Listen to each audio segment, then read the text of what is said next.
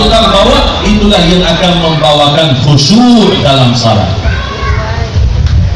Banyak sekarang mulai belajar salat yang khusyuk, latihan salat yang khusyuk, seminar salat yang khusyuk, padahal di dalam Islam, Quran dan hadis tidak ada perintah salat yang khusyuk. Yang ada perintah salat yang tenang, karena ketenangannya buahnya adalah khusyuk.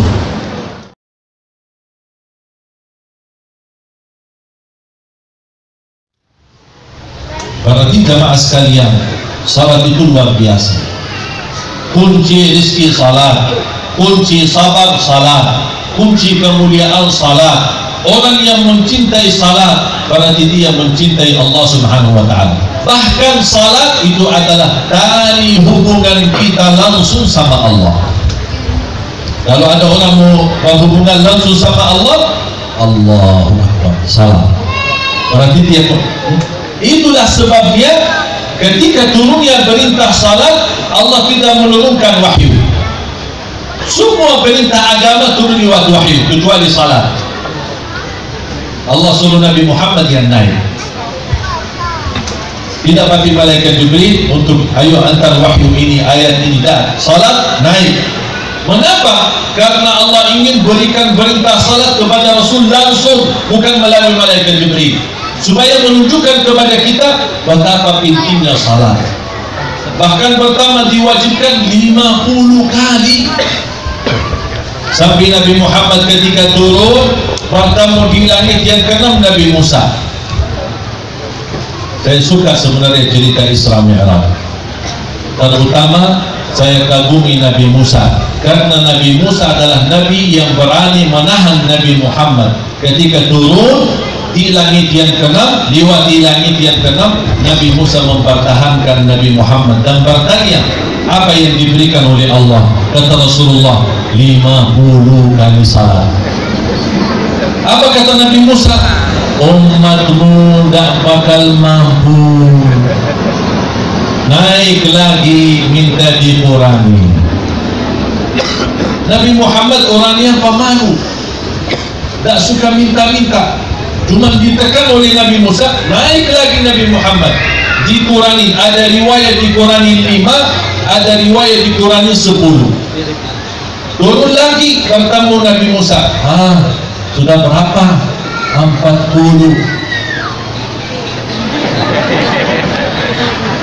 Naik, umatmu tidak bakal. Nabi Muhammad naik. Nabi Muhammad malu meminta dan juga malu menolak Nabi Musa.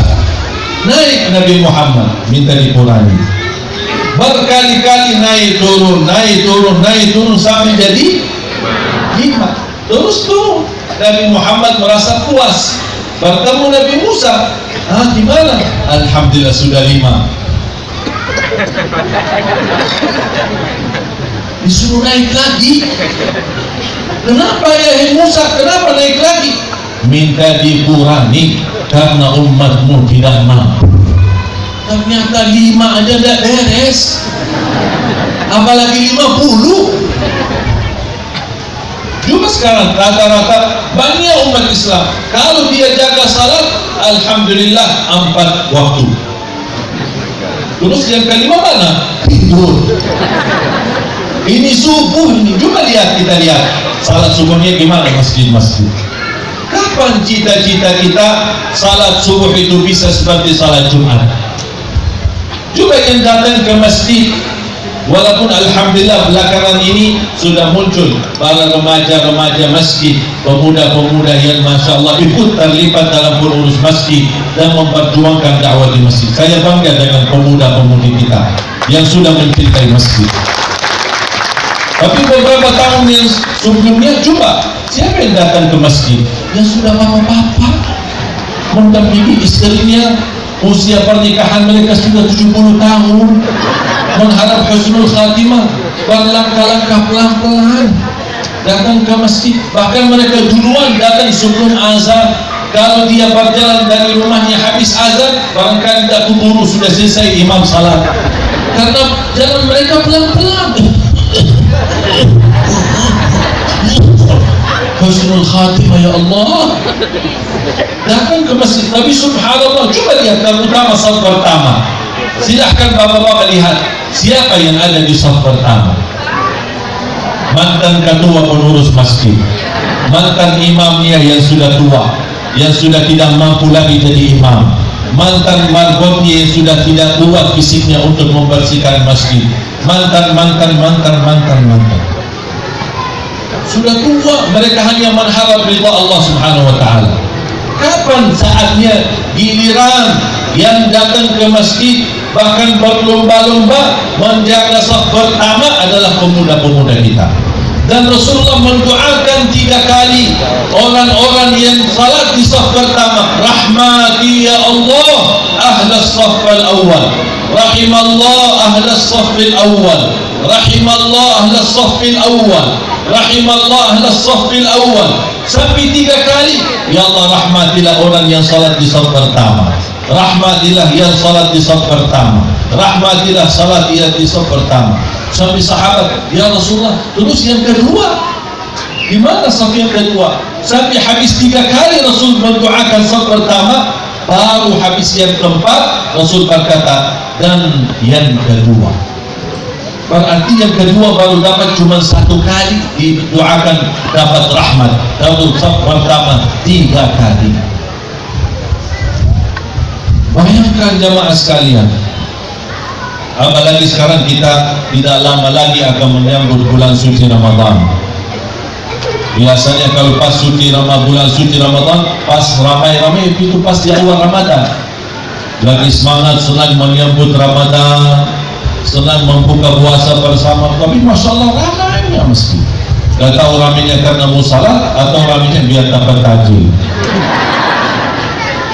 Kok nasi dapat ini macam-macam, berkah, nikmat. Kami coba, bahkan ada orang yang sia-siakan Ramadan.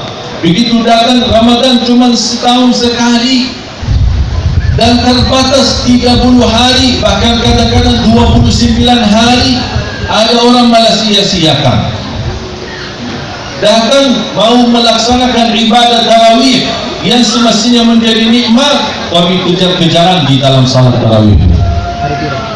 Bacaannya imam cepat, gerakannya rukuk sujudnya cepat, sampai para makmum ada yang bingung dia gimana dia mengejar imamnya yang saking cepatnya.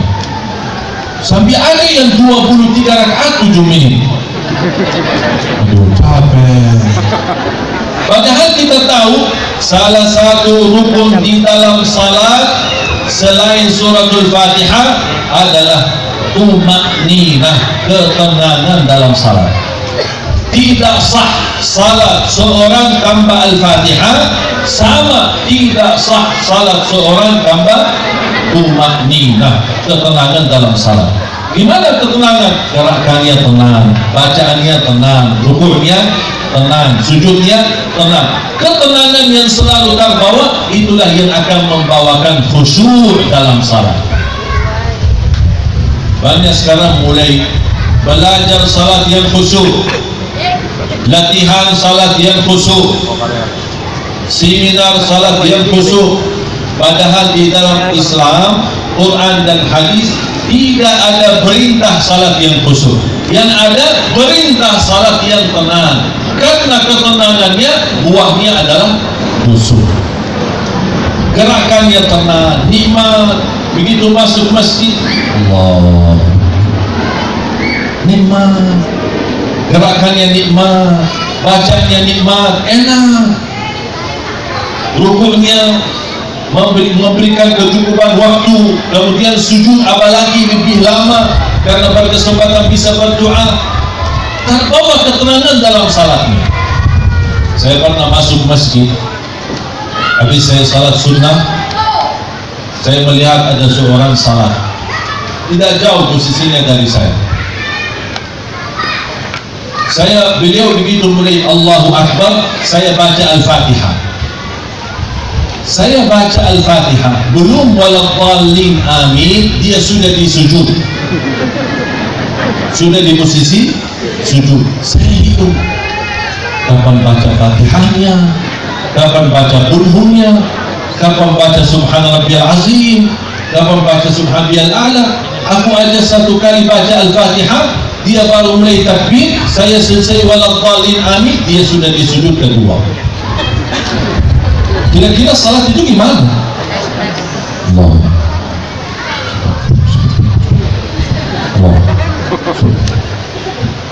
Saking cepatnya, sambil zikir-zikir tidak akan laksana dalam rukun, tapi sambil jalan. Jadi sekarang mau sujud kan? Allah, subhanallah, subhanallah. Ini belum sujud, sudah subhanallah. Makanya fantas, dia sudah selesai 3 kali, pas begitu sujud langsung berdiri lagi. Ya Allah, mohon diterima. Apaan yang diterima? Ini kan kita semua harap diterima. Apaan yang diterima? Allah tidak mau salat yang seperti ini. Bahkan di dalam Islam dianggap belum salat. Sebagaimana ada di hadis yang sahih, Sahih Bukhari dan Muslim, ada seorang datang masuk masjid, habis tahiyatul masjid dia datang kepada Rasul. Rasul lagi duduk, mau salaman sama Rasul. Begitu dia tunjukkan tangannya mau salaman, Rasul tidak menjawab. Rasul berkata, "Salli fa innaka lam tusalli." Salat dulu karena kamu belum salat. Kaget orangnya. Ini baru saya tahiyatul masjid, tapi kata Rasulullah, salat dulu karena kamu belum salat. Dia pergi ke depan, salat lagi. Selesai datang mau salaman, Rasul tidak menjawab. Salat dulu karena kamu belum salat.